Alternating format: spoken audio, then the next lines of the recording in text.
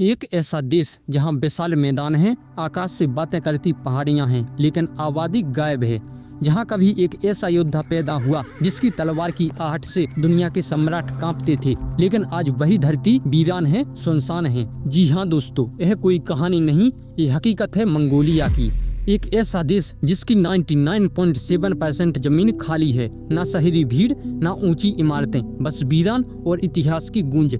पर क्यों मंगोलिया आज भी खाली है? क्या यह प्रकृति की सजा है, या इतिहास का कोई श्राप, या फिर मंगोलिया के चुप होते मैदानों में एक अनकही कहानी दबी हुई है? चलिए चलते हैं आज इस वीरान धरती की गहराई में और जानेंगे मंगोलिया की वो हकीकत जो रहस्य से ज्यादा रोमांचक है। मंगोलिया हमेशा से इतना खाली नहीं था।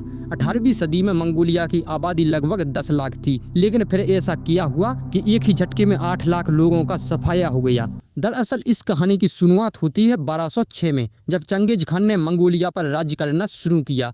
अपने साम्राज्य का विस्तार करते करते उसने पैसिफिक ओशियन से लेकर कैस्पियन सी तक और उत्तर में रसिया से लेकर दक्षिण में तिब्बत तक फैला लिया था। इस शासक का तोड़ किसी भी राजा के पास नहीं था। मंगोलिया की कठिन परिस्थितियों में रहते रहते चंगेज खान इतना ताकतवर हो गया था कि कई राज्य मिलकर भी उसे नहीं हरा सकते थे। उसका खौफ इस हद तक था कि कई राजाओं ने बिना युद्ध के ही आत्मसमर्पण कर दिया था।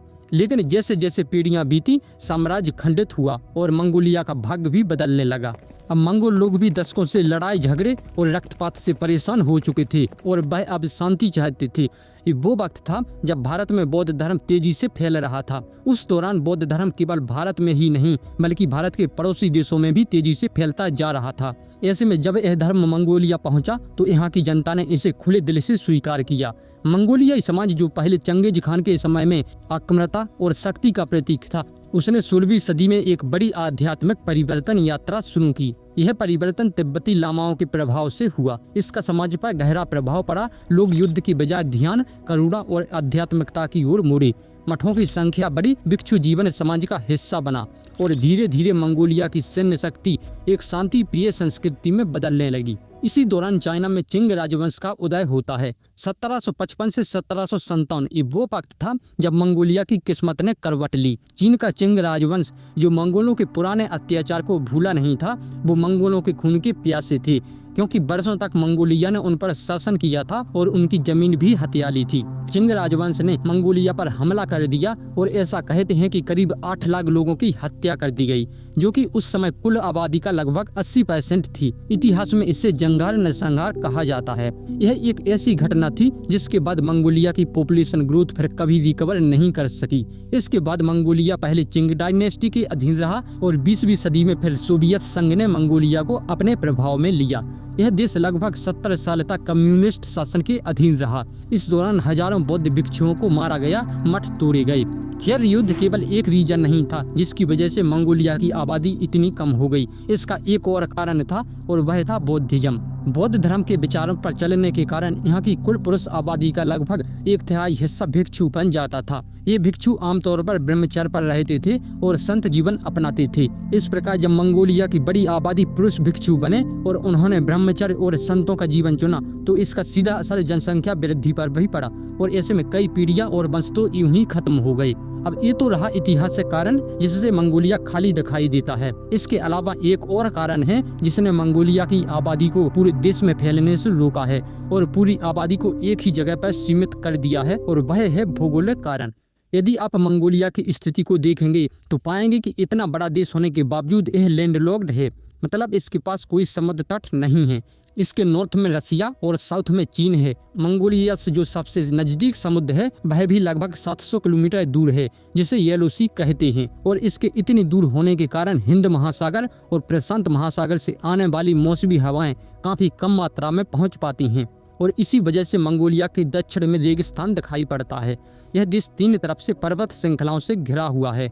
इनमें अल्ताई पर्वत सबसे ऊंची पर्वत श्रृंखला है, जो देश के पश्चिमी और दक्षिण पश्चिमी क्षेत्रों में फैली हुई है। खांगाई पर्वतमाला मध्य और उत्तर मध्य मंगोलिया में फैले हुए हैं और खेटी पर्वत उलान बटोर के पूर्व में स्थित है और उत्तर पूर्व से दक्षिण पश्चिम दिशा में फैली हुई है। और यह तीनों पर्वत श्रृंखलाएं मिलकर एक ट्रायंगल जैसा बनाती हैं, जिससे वेस्टर्न, सदर्न और नॉर्थर्न साइड से आने वाली खुश्क और ठंडी हवाएं इस ट्रायंगल एरिया तक नहीं पहुंचती हैं और न ही इसका प्रभाव इस क्षेत्र पर पड़ता है।